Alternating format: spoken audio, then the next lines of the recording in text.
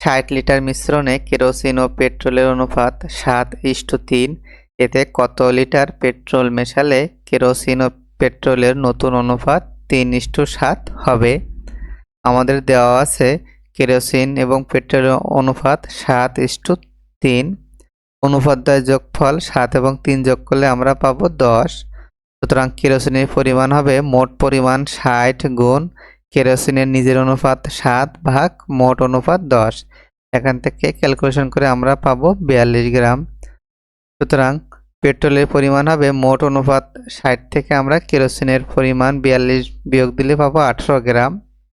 এখন ধরি আমাদেরকে x গ্রাম পেট্রোল মেশাতে হবে, তাহলে শর্ত মতে আমরা লিখতে পারি কেরোসিনের পরিমাণ আমরা পেয়েছি 42 গ্রাম, নিচে পেট্রোলের পরিমাণ 18 গ্রাম সমান আমাদের নতুন অনুপাত হবে 3/7।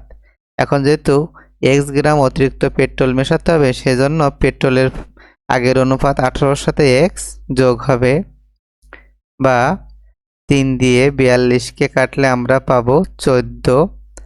18 প্লাস x সমান 14-র সাথে 7 গুণ করলে আমরা পাবো 98, বা x সমান 98 থেকে 18 বিয়োগ দিলে আমরা পাবো 80 লিটার।